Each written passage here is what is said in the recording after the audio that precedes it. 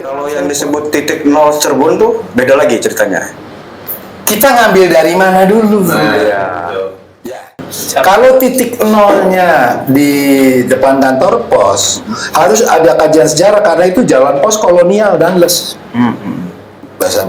Tapi Cirebon sendiri punya bahasa, punya ciri khas yang kita sebut dengan hurufnya pegon. Itu bahasa Cirebon. Asli berarti pegon Itu seperti contoh nalika ing kebon sesisir suwunan ing dinerbo wage, ya itu bahasa Cirebon, Bukan bahasa Jawa, bukan bahasa Jawa. Kalau bahasa Jawa kan nek waktu samono Oh iya benar. ya. Jadi Cirebon adalah suku tersendiri. Suku tersendiri, bukan bagian dari suku Sunda dan bukan bagian dari suku Jawa.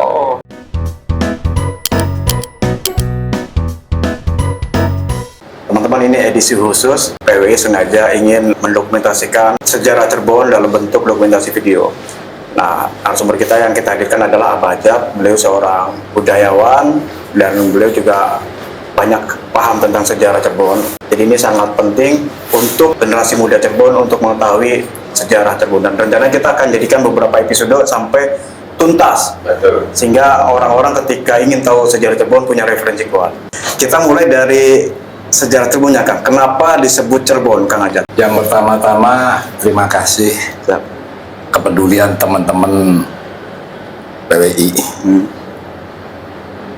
Yang perlu kita ingat adalah bangsa yang besar adalah bangsa yang menjunjung tinggi dan menghormati pahlawannya.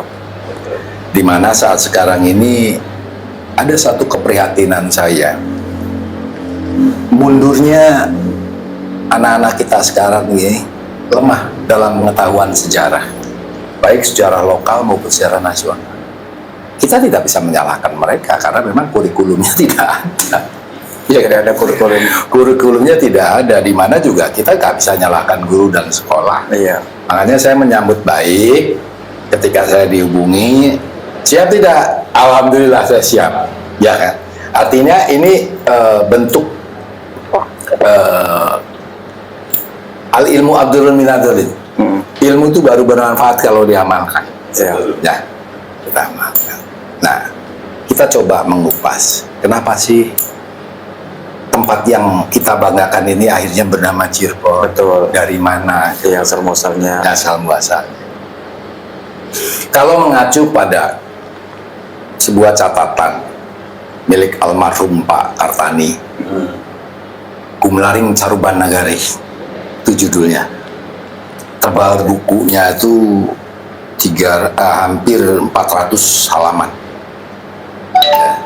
Di situ dikatakan bahwa pertama kali yang datang di sebuah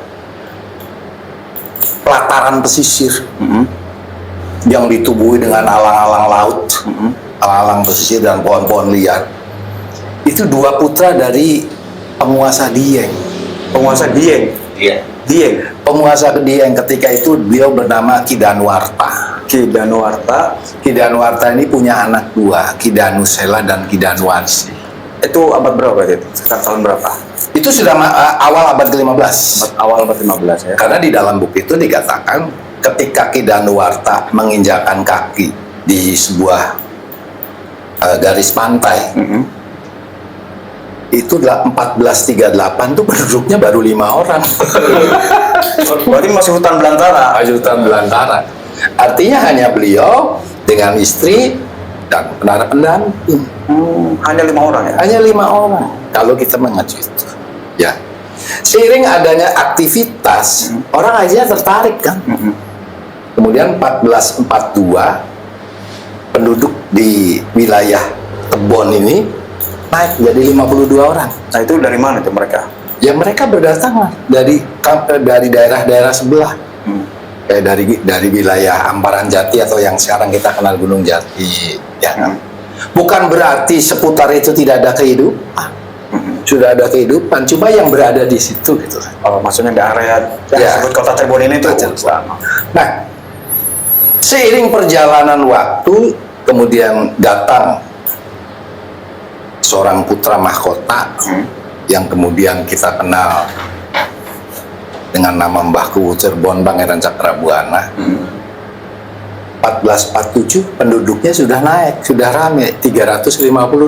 Makin banyak. Itu Semakin banyak dari berbagai daerah lain. Ya, kenapa? Ada ketertarikan masyarakat tuku terasi.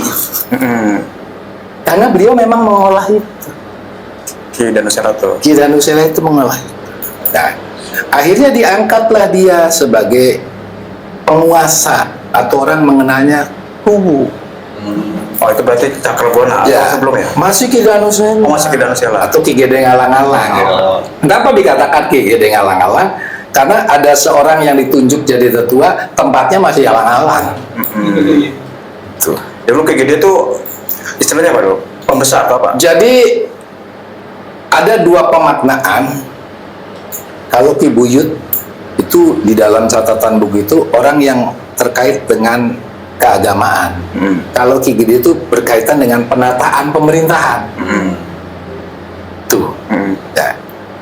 Nah, seiring berjalannya waktu ketika beliau datang 1447, kemudian yang dijadikan hari jadi Cirebon, dalam bahasa Cirebonnya witan asungunan ing kebon pesisir nalika direbo ning adina rebo wage, kemudian muncul istilah aboge, alif rebo wage, artinya tahun nolnya Cirebon itu dari hari rebo wage.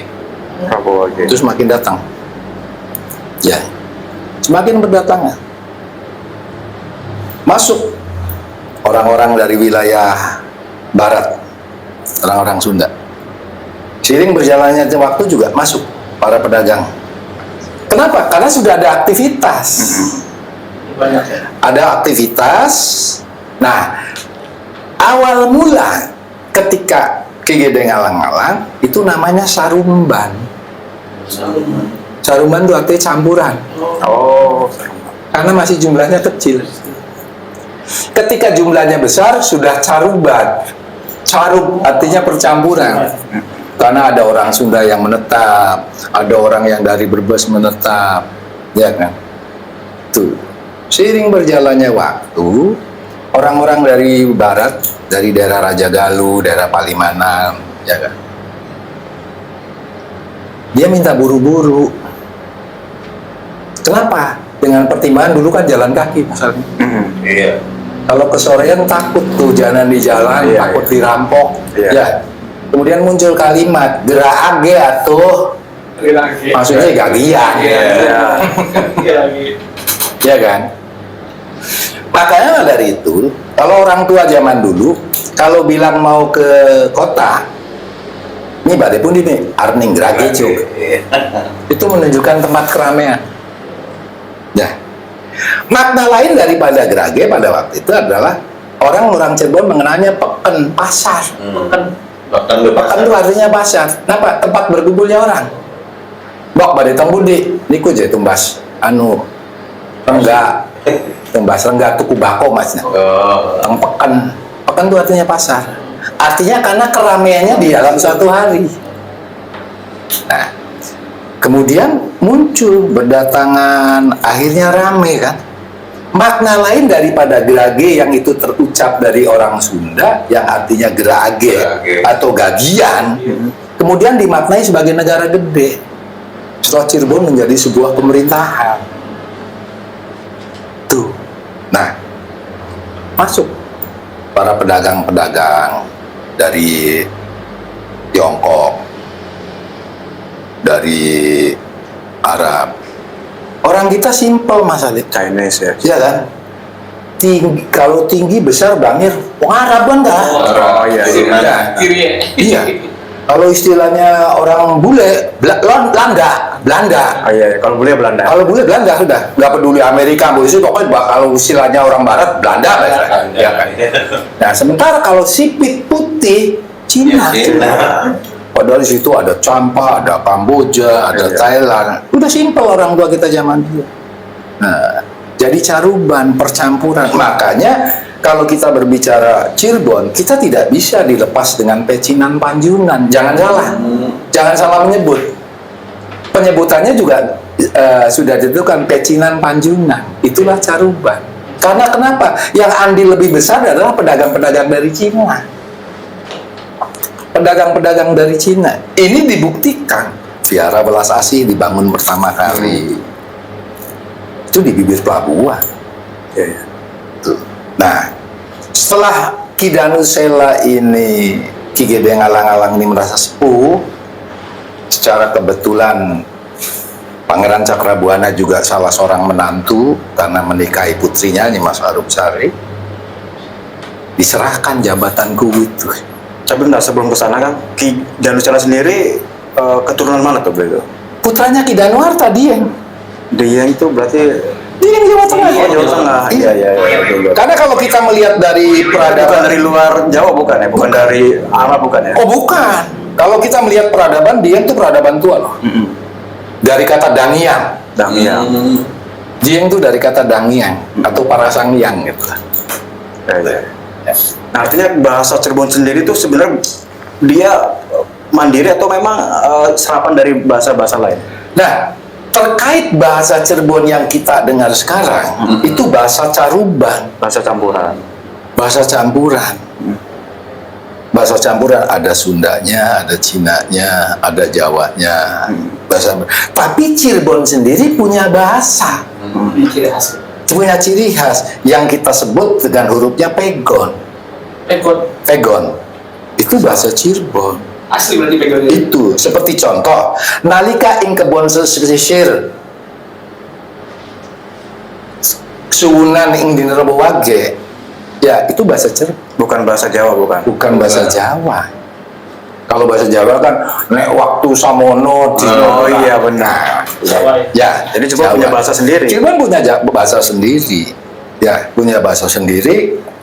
Inilah yang terkadang saya dengan teman-teman para pemerhati suka agak sedikit miris. Yang pertama, tulisan pegon sudah jarang diketahui oleh anak-anak.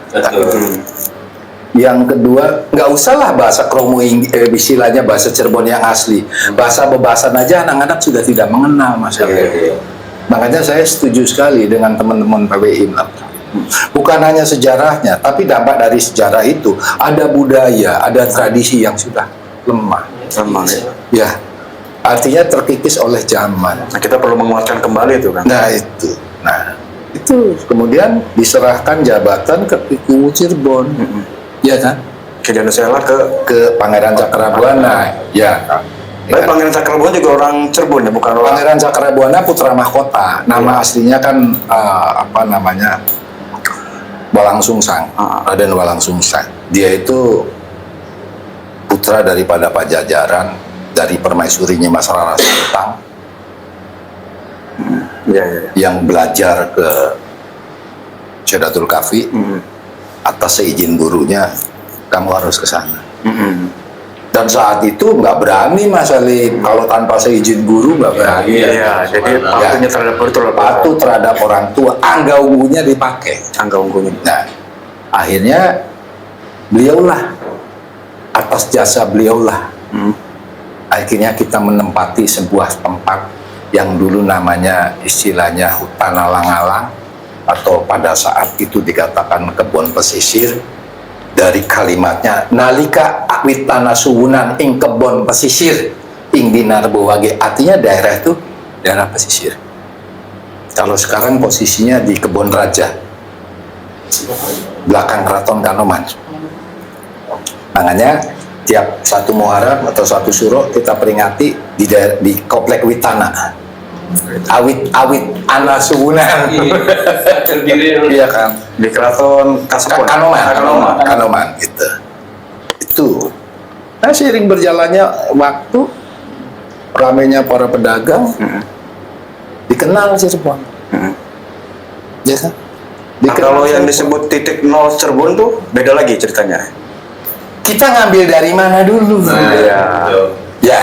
Nah, Pertama, kalau kita mengambil dari zaman keemasan Cirebon, titik nol tuh harusnya di lampu merah Pasuketan. lampu merah Pasuketan. Ya. Tahun berapa itu berarti? Itu berarti zaman kejayaan Cirebon di awal-awal era Panembahan Ratu. Ya. era penembahan ratu, masa transisi setelah beliau wafat, setelah Sinuwun wafat, Triteker Falatehan, kemudian 1596 diserahkan pada Paman Ratu. Berarti itu sudah maju ya? Iya, artinya sudah sekarang ya. Kenapa? Orang mengatakan kalau di situ kita niru Jogja, terbalik. Jogja niru kita. Kalau kita melihat kondisi sekarang, memang tidak lurus masalahnya. Keraton titik nol, ini lurusnya Gunung Jati. Oh iya, di Jogja seperti itu. Iya kan? Jogja titik nol Merapi. Kenapa? Ki Ageng Sela di situ. Artinya orang Jogja kiblatnya Ki Ageng Sela karena itu leluhur mereka. Sama Cirebon juga. Keraton titik nol Gunung Jati. Artinya orang Cirebon kiblatnya harus Syekh Syarif Hidayatullah Sunan Gunung Jati. Kenapa? Beliau tidak mau bergelar raja, tidak mau pakai mahkota. Bahkan gelarnya sangat istimewa. Susuhunan Jati Purbawisesa. Susuhunan itu atap rumah, Jati itu kayu yang paling kuat, Purbawisesa itu adil dan bijaksana. Artinya seorang pemimpin yang adil dan bijaksana. Ya kan? Betul. Ini. Ya. Nah, kemudian ketika 1831 era kolonial ya, era kolonial masuk, ya kan, seiring dibangunnya jalan pos, di situ dibangun Javas Bank yang notabene dulunya laut, Javas Bank dan Jawatan PTT, Pos Telegram Non Komunikasi. Oh, titik nol di situ. Ya, kemudian kenapa titik nol di situ? Karena kantor residennya di situ. Oh, bukan karena peristiwa pembabat alas. Bukan, itu pantai laut. Kalau pembabat alas di mana? Kalau Babat Alas di depan Kelurahan Lemawungkuk. Karena itu dulu pantai laut. Jadi nggak ada hubungannya antara. Nggak ada hubungannya, ya kan? Makanya saya kembali wanti-wanti, tidak mudah menentukan titik nol, harus tahu dari historiknya. Kalau titik nolnya di depan kantor pos, harus ada kajian sejarah karena itu jalan pos kolonial dan les. Tapi kalau asli jalan titik nol Cirebon, ya lampu merah itu. Kenapa? Dulu masuk wilayah keraton tuh daerah yang sakral Mas Halid. Daerah suci. Kenapa? Minimal orang wudhu maksimal mandi dulu di Jagabayan. Sebelum masuk keraton. Oh iya. Minimal wudhu karena itu pos jaga kok. Luar biasa. Ya, itu pos jaga untuk masuk. Karena zaman kemasan Cirebon itu cuma 9 km persegi yang dibatasi dengan benteng atau disebutnya Kutagara, tembok membatas negara. Tapi sebelum ke sana, tadi batas, kata ada 3 versi, itu yang kedua tadi ya? Itu yang kedua. Yang ketiga, setelah Syekh Syarif, awal Syekh Syarif ya, ketika Syekh Syarif istilahnya membangun keraton Kasepuhan, kalau mau titik nol, ya di perempatan Ari Rinoto. Berarti di mana tuh Ari Rinoto? Depan gereja Advent. Oh iya. Ya, itu kan perempatan. Ya. Hanya masalahnya kalau di situ tidak lurus ke Gunung Jati. Iya. Tidak Yang lurus disebut ke Gunung Jati itu makam ya? Ya pokoknya perbukitan Gunung Jati. Oh. Bukit Gunung Jati ya. Jati ya. Secara kebetulan beliau Syekh Syarif Hidayatullah bergelar Sunan Gunung Jati. Iya. Di mana tempat beliau dimakamkan itu yang nama aslinya adalah Paman Kaputren Nurgiri Saptarengga atau sekarang disebutnya Gunung Sembung. Gunung Sembung, ya. Itu kalau Gunung Jatinya tempat Syekh Nurjati, ya, tempat makam Syekh Nurjati. Itu Gunung Jati. Secara kebetulan itu masuk dalam wilayah pemerintahan Desa Astana Gunung Jati. Oh, ya, menarik. Berarti Itu. kalau kita ambil garis merah sebenarnya yang cocok tuh yang di Yang cocok yang di perempatan itu. perempatan apa tadi? Perempatan Pasuketan itu. Pasuketan itu. Tidak perlu besar kok. Tugu Jogja juga kecil. Itu sudah dikasih tugu belum? Belum ada ya. Nah, kemarin itu ada wacana dari wali kota sekarang, Kang, Kalau seandainya pemerintah daerah membangun taman kota di daerah Kebumen, sah-sah saja. Taman kok. Ya. Taman 0 km, sah-sah saja. Kenapa? Kalau memang anggarannya ada. Iya. Ya kan? Tapi tentu dengan literasi kan. Betul. Ya kayak di Cilacap kan Tugu 0 km gede itu. Ya. Saya pikir kalau kita istilahnya nggak usah besar-besar lah, tugu pensil juga bisa kok. Tugu pensil ya. Hanya berupa tugu sebagai pengingat. Titik ya. Itulah 0 km. Cirebon. Ya. Bahkan ketika saya SMP tahun 77, 78, 79, orang menganggap 0 km itu sebelahnya pom bensin Cangkol. Karena di situ ada tanda arah, ada paltuding. Tegal sekian kilo, Bandung sekian kilo. Ada bundaran kan di situ? Ya, itu. Cuma kenapa saya bertahan di perempatan Pesuketan? Filosofinya nyambung. Iya. Wong Cirebon kiblatnya harus ke Gunung Derajat. Tapi para sejarawan yang lain sepakat tentang sejarah itu. Alhamdulillah mereka sepakat. Sepakat ya. Ya sekarang tergantung bagaimana pemerintah daerah. Mengatanya di situ ya. Iya kan? Baik, sebelum berlanjut kan tadi masih cerita nih tentang baku nih. Iya. Nah, proses pergantian baku ke Sesarip itu seperti apa? Nah, Baku itu pamannya Sesarip ya? Pak De, wah. Gimana sejarahnya kan? Supaya Ketika teman-teman tahu. beliau sudah sepuh, Baku nih. ya beliau sudah sepuh, beliau mengumpulkan ketika itu para sesepuh-sesepuh dikumpulkan, artinya beliau akan menyerahkan tongkat kepemimpinan, estafet. Nah, saat itu satu sesepuh tidak hadir, Ibu Yutrus nih, karena lagi sakit. Akhirnya sepakat, terjadi pada malam Jumat Kliwon, cara aklamasi menunjuk keponakan plus menantu Sesarip Hidayatullah. Lalu Baku itu putranya Prabu Siliwangi ya? Putra Prabu Siliwangi. Putra Prabu Siliwangi, ya kan? Sarif Hidayatullah juga keturunan Prabu Siliwangi dari ibu adiknya Baku. Kan Prabu Siliwangi nikah dengan Nimas Rara Santang kan punya putra 3, ya kan? Palang Suncang, Nimas Rarang Santang, putranya Nimas Subang Granjang nih, ketika nikah dengan Subang Granjang, Walang Sungsang, Rara Santang, sama Kian Santang atau Jaka Sengara yang datang ke Cirebon kan 2. Iya. Secara hubungan itu keponakan, tapi dalam nasab Islam selama itu tidak satu darah, artinya bukan laki-laki boleh Boleh ya, diizinkan. diizinkan. Apa? Yang adiknya itu perempuan. Iya. Baku punya anak, keturunan. Punya putra beliau. Dari Nyimas Endang Gelis punya putra 1 yang kemudian akhirnya nama putrinya itu diabadikan menjadi nama keraton kesepuhan awal, yaitu Keraton Pakungwati. Iya. Diabadikan pada penguasa Panembahan Pakungwati. Itu. Nah, itu diserahkan. Aklamasi. Di situ sudah ada Syekh Abdurrahman, ada Syekh Abdurrahim, sudah lengkap, ada Ki Ketib, kemudian disebut Jaksa Pepitu, sudah lengkap. Aklamasi. Kenapa? Secara usia beliau masih muda. Jujur, Sesarip Hidayatullah ketika beliau dinobatkan itu masih muda. Usia Tetapi berapa? secara garis kelungguan, Tinggi ya. beliau kelunggunya tinggi.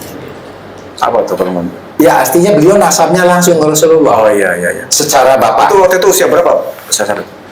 Beliau 30-an ya. 30-an ya. 30-an Muda ya, Pak? masih muda. Masih muda. Ya masih muda sekali. Artinya secara garis bapak itu langsung ke Sayyidina Ali bin Abi Thalib.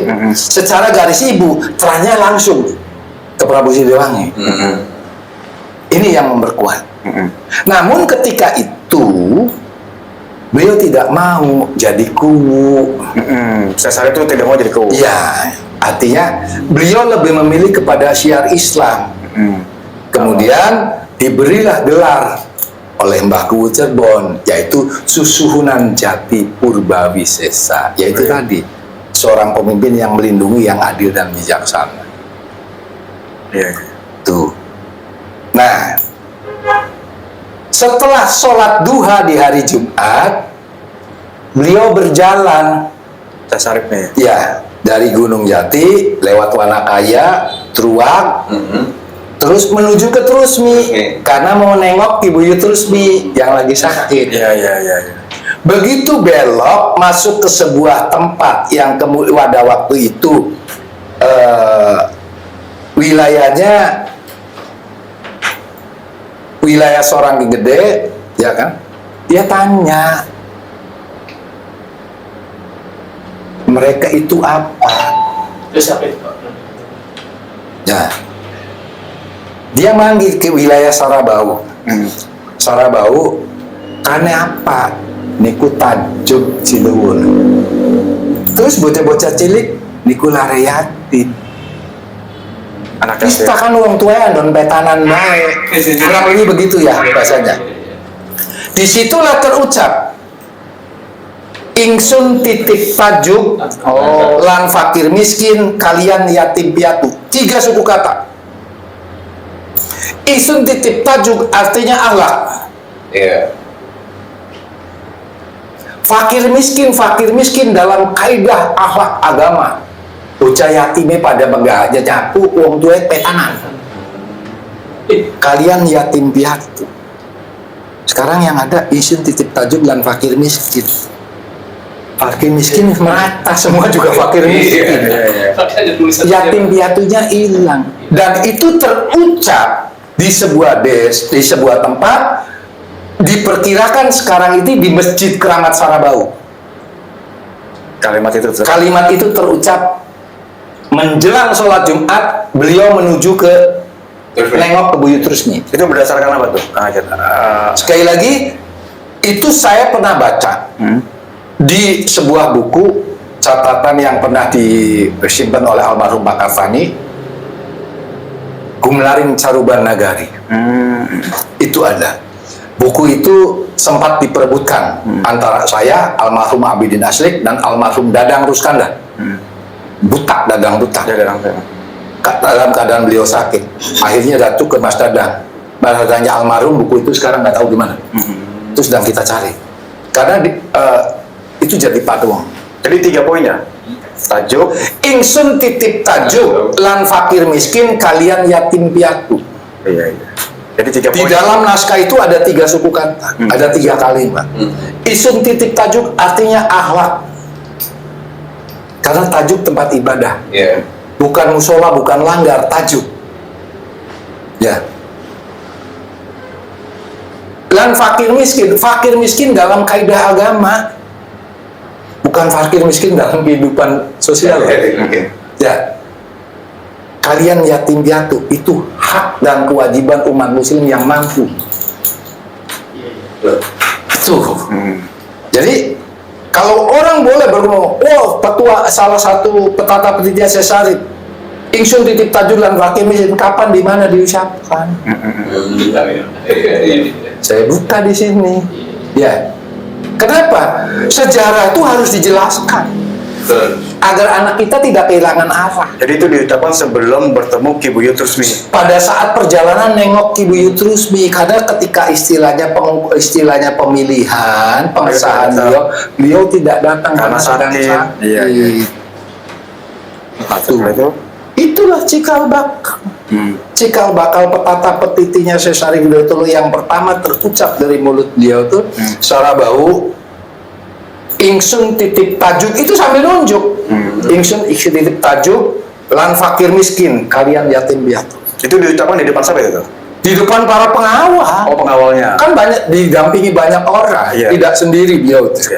Ada Ki Gede Gamel, ada Ki Gede Sarabau dari Gunung Sembungnya sendiri, kan pada berangkat. Jadi setiap daerah itu sudah ada Ki-Gedenya. Iya, artinya istilahnya sudah ada yang memerintah. Sudah ada pemerintahan. Sudah ada pemerintahan karena mengatur tatanan hidup. Tuh, ini yang dilupakan sama anak-anak zaman sekarang, Mas. Ya kan? Kemudian itu menjadi suatu tradisi Kliwonan. Secara kebetulan beliau wafatnya juga pas malam Jumat Kliwon. Iya, Sesari. Iya. Makanya Cirebon pasarannya Kliwonan. Iya. Di samping untuk mengenang istilahnya pengukuhan beliau dan untuk mengenang wafatnya beliau. Itu Cirebon. Ya, jadi kalau pernah saya sedikit beranekdot dengan teman-teman penggiat pariwisata, kamu jangan sekali-kali menunjukkan bahwa itu Grage itu adalah Cirebon. Kalau yang bacanya orang asing, dianggapnya kita nih gerasi mobil. Gerasi, Ya, geris kan? Iya. Ada maknanya ya Pak ya. Maknanya akan beda. Ya. Sementara Grage itu, menurut catatan Cirebon tuh ada 3 fakta. Grage yang terucap dari orang Sunda, Gerage. Gagian lah, Gagian. Cepat. Kemudian Grage pengertian orang Cirebon zaman dulu adalah pasar. Sementara dalam catatan histori, Grage itu adalah negara gede. Negara Karena terjadi percampuran orang banyak. Dan tiga-tiganya sah-sah aja semuanya. Sah-sah saja. Jadi nggak ada yang disakralkan, jadi kita pakai. Enggak, ya tiga-tiganya bisa dipakai, tetapi kalau kalimat awal Grage itu ya dari orang Sunda, Gerage. Cuma orang kita kan kadang kala telinganya seenaknya sendiri. Iya. Seperti contoh Mas Alif ya. Kalau kita masuk dalam tafsir, Alhamdulillahirabbil alamin. Lah sah saja orang kalau ngomong alhamdulillah ngalamin ya. Ya, kan lidah orang. Iya. Ya. Secara kebetulan seiring berjalannya waktu, ketika kolonial masuk, ya kan, Belanda nulisnya Cirebon. Karena Belanda nggak bisa nulis Cirebon. Cirebon, ya kan.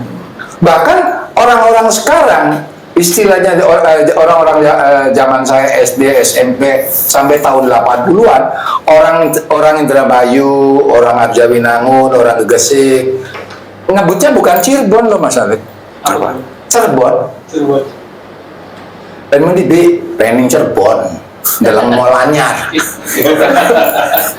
Ya, Mungkin bahasa Grage ya, karena lafal ya, Iya. dari lafal. Cirebon, apalagi suruh ngomong Cirebon ya, angel ya. Cirebon, makanya lebih dikenalnya Cirebon, ya kan? Jadi sebenarnya Cirebon itu caruban artinya. Cirebon itu dari kata caruban percampuran. Secara kebetulan, yang dihasilkan oleh Ki Danusela sampai turun ke Mbaku Cirebon itu adalah terasi yang notabene dari perasan air Rebon. Makanya Cirebon juga. Makanya dikaitkan dengan Cirebon. Ya, Terus hubungannya dengan udang yang gede itu jadi simbol tuh. sebetulnya bukan udang kayak jenis udang si ebi tuh. Ebi kan udang kecil. Cuma kalau udang ebi ditaruh di atas kan indikator. Iya. Ya, Betul. kan indikator. Makanya ada anekdot. Kalau mau lu bilang tsunami tahun 2000 sekian, salah. Tsunami itu Cirebon dulu 1906, kalau urangnya pada mana ya. Itu artinya mencirikan bahwa ini kota yang tidak bisa dilepas dari udang. Udang. Iya, Ya. makanya disebut Cirebon kota udang. Makanya Cirebon disebutnya kota udang, kan nggak mungkin kota ebi. Kota Rebon, ya kota Rebon kan nggak mungkin. Bahkan ada catatan lain dari catatan lain dari para sejarawan, Cirebon tuh mempunyai makna ciri keibuan. beda lagi, luar biasa. Jadi maknanya banyak ya. Maknanya banyak. Ciri keibuan. Gimana? Cirebon tuh ciri keibuan. Kenapa? Ibu dari raja-raja Sunda tuh orang Cirebon. Ibu dari raja-raja Sunda orang Cirebon. Ya, iya kan, Nyimas Subang Keranjang Iya. Cirebon ya. kan menaringkan raja-raja.